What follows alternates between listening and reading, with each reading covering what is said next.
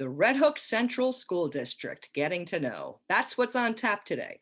This is Sandi Park with Berkshire Hathaway Home Services, Hudson Valley Properties, and Hudson Valley Nest. Welcome. Today we have Superintendent of Schools, Miss Janet Warden, joining us today to discuss the Red Hook Central School District. I will be doing these interviews with superintendents throughout Dutchess County. So if you like what you see, please ring the bell and subscribe to my channel so that you can get updated on more videos as they come out. So without further ado, welcome, Ms. Warden. Thanks for having me.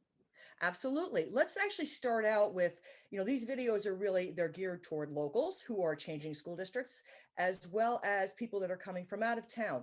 People coming from out of town, things may be structured differently where they are. I'm not certain that everybody has, the superintendent of schools kind of set up. So if you wouldn't mind, if we just kind of start by just kind of explaining your role and how you fit into the school districts, because that's really how the Dutchess County system is set up with superintendents. So if you wouldn't mind, that would be great. Sure. So in our county, we have, I believe, 14 school districts, and we all have superintendents, and then we come together as a county through BOCES. But we are also governed by a local school board of 7 members. We just went from 5 to 7 members, which is 7 members of our community. That work on governance, policies, and then I work on leading the school district alongside my assistant superintendents and my principals and assistant principals. So just to, touch on this, and then we're going to really get into the, programs and different offerings within the Red Hook Central School District. But for people who are, looking at the school district, where is their best point of contact to register, ask questions, things like that? So you can go directly to my office. My assistant's name is Elena, and she does the central registration. So she'll, first start with your documentation, talking to you about the different programs in the school district. And then we'll put you in touch with the different building principal and their assistants as well to get you assigned a schedule, a tour if you need one, or any other assistance, whether it's special education or E&L services, anything else you may need. All right, now I'm going to throw up the phone number actually at the end for the main number for the Red Hook Central School District. But for the moment, what is the URL also? redhookschools.org. Okay. All right. Awesome. So now getting into the programs that are offered in the Red Hook Central School District in the different, whether it's elementary, middle school, high school. Let's start out with the elementary. First of all, as far as the Red Hook School District is concerned, how many kids are we talking about? So we have 1650 in pre-K through senior year. Okay. And is it heavier in elementary versus middle school versus high school? Is there some sort of is there an area that's lighter in that count? Definitely enrollment over the course, I'd say, of the past 5 to 10 years, I think across New York State has definitely gone down. But, we're holding steady. We just are opening another preschool class. So we'll have 2 preschool classes, which we're really excited about. We are going to have 5 sections at every grade level. And we did that purposely to keep low class sizes, especially at students coming out of COVID. Some students haven't been in person. Some of them have been remote. And we just want to make sure that those low class sizes stay. So we're talking in our kindergarten through 5th grade classes around 16 to 18 students. Okay, that's a comfortable class size. Really, it's a smaller class size, which is awesome. It gives kids attention. Now, as far as programs are concerned, you've got kids that are entering into the school district. What types of programs do you offer? Any buddy systems, anything like that for kids that are just entering into the school? Right. So elementary school, we obviously students are really excited with new students. That is like a great thing. They are really helpful. We also have a social worker in every one of our schools to help with transition. We also have guidance or school counselors at all of our schools as well to assist with that. And at our high school, we have a mentoring program, which students are trained to be mentors to work with new students on anything they're experiencing at the high school, as small as like, how do I open my locker, to big as I'm having difficulty making friends. How can you support me? So it's really an inclusive community where we want students to feel really comfortable being themselves, being in, whether they have different areas of, they enjoy the arts, the athletics, band, whatever they're interested in, they're still a community and they're That all looking out for each other. That's great. Now, when you're talking about community, as far as within the school district itself, you have Bard colleges right near you. Let's kind of get a little bit into, I want to get into your specific programs too, but I just want to really touch on community for a second, as far as, how is the Red Hook Central School District integrating with the community, different programs that may reach out to, you were mentioning arts. Can you give a little bit more perspective on how you integrate with the community? Right. One of the most wonderful things that I think anybody who comes into this community will be pretty shocked at is the level of support that any member of the community, if they need something. So right when the shutdowns began, Red Hook Responds was created, and they will deliver food for you. They'll talk on the phone with you. They'll do whatever you need. And if not, they'll put you in touch with people that can. And that's just local community members that just want to give back. Secondly, we have the Red Hook Community Center, which is absolutely wonderful with our young people. They have wonderful facilities and programs to help our students thrive. And they hire some of our students to work. And also the libraries, they do outreach for our students, actually have book clubs going on there, support groups going on there.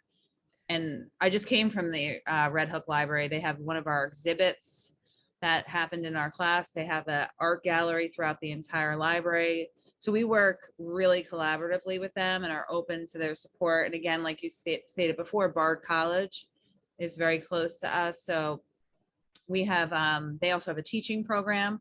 So working collaboratively with them on programming. We've also worked on some equity work with them as well. So there's a lot of partnership and support. So when someone moves into the community, there's multiple places to go to get to know new people, to get involved, to get a sense of the support that's out there. I'm gonna throw a little plug out there for the Red Hook Community Center, because you mentioned they have good programs for young children, which they do. But I've seen a full roster of different programs for all ages, for adults through children through adults. They really are a very active organization over there, and they really do have quite a bit of offerings for the community. I just want to kind of give a little special highlight for them, because they work hard with that, and they really do have they offer quite a roster over there. So now getting into your programs, let's kind of touch in on for the elementary. I understand that you have certain focuses on reading programs, and middle school, and then high school you have an extra program beyond Regents and the AP. So can you kind of touch in by elementary, middle, high on some different special programs that you offer for the students? Sure. So we obviously believe in a strong foundation of reading and numeracy, so that goes on for years for the students. So we use the teachers reading and writing project through Columbia University, and our teachers are constantly trained through that project. And if students need extra support, we do have reading teachers that can support them, and also math intervention teachers that can support them. We use a model, a program called Math in Focus that is based on a Singapore method of math. It's called CPA. We also have a garden. We have wonderful open space in our back of our school that we're looking to make more outdoor classrooms. Can I stop you there for a second when you say the garden? I mean, because there is a lot, there's farming and there's agriculture up here. I mean, I would think that there are certain benefits that the students can realize by having this around them. And when you mentioned garden, do you have programs that are kind of centered around that?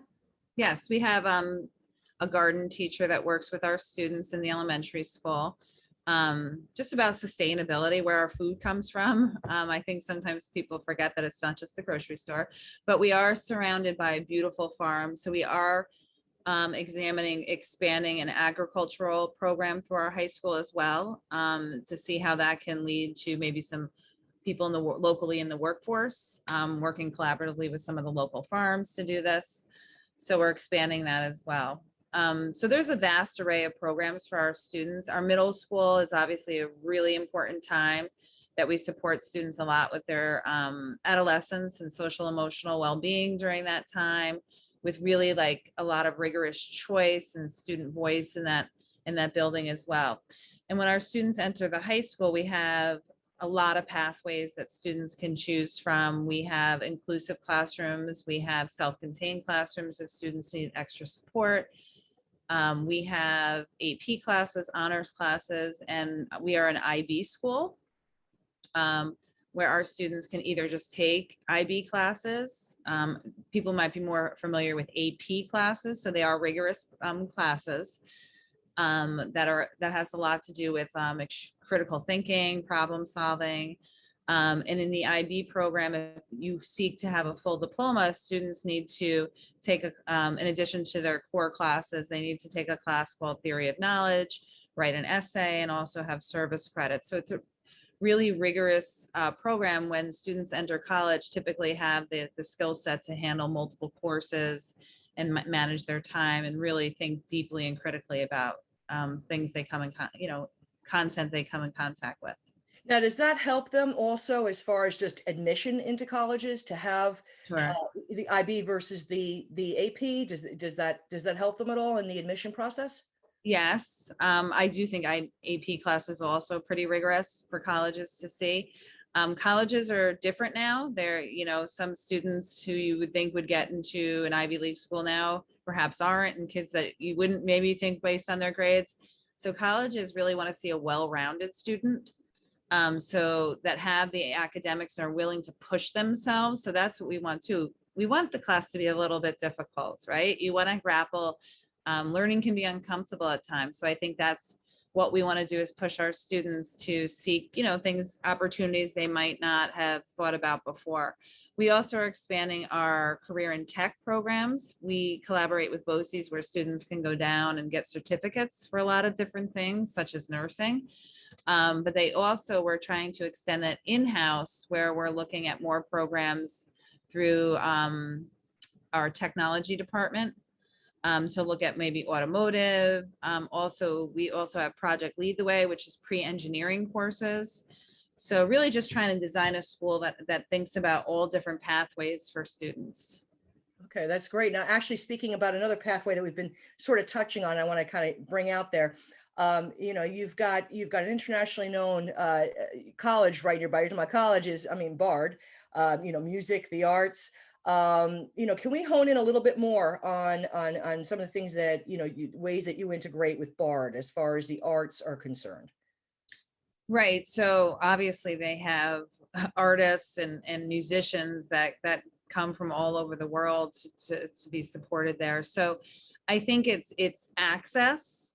First is access, that our students can be involved in those. We also have the early admissions program through Bard. So our students can still be high school students, but attend early college through Bard and receive an associate's, but still their high school diploma. So that's huge and something that we're looking to expand. So that's really a nice program for students. And just every day, we go on this Red Hook Together, it's called, where all the groups in Red Hook get together and really talk about how we can all better the community. Like I said before, it is really a community here. So that's really something to highlight.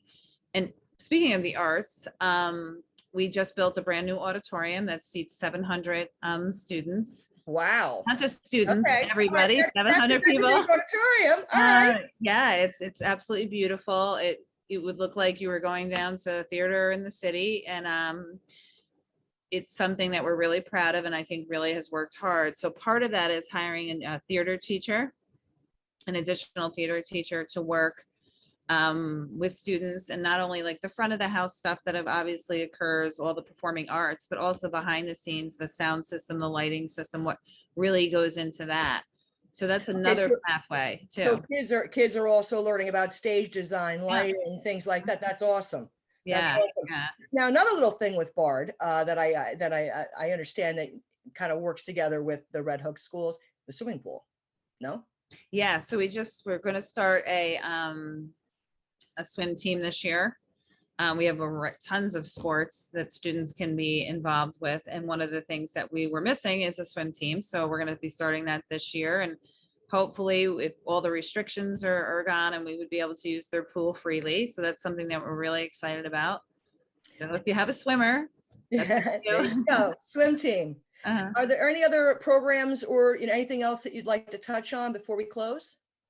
Yeah, I think the district is really, again, looking at their mission and their vision, and we're saying, what's our purpose, and really looking at what we want students, when they graduate, what skills are they going to need? So we're really proud of all the academics, and we're constantly thinking about how to get better in those areas and moving towards like project-based learning, student, centered classrooms. But then we're really looking at some of the other soft skills that kids definitely need in this world as we move forward. And they were things that I touched upon before, like critical thinking, being able to be empathetic, compassionate, question things that are going on around them, embrace diversity. What else are we looking at? Collaborate, communication, all those skills. So that's part of what we call a graduate profile. So when students leave here, we're not only proud of the academic skills that they will receive, but also what are some of the other critical skills that they'll graduate with.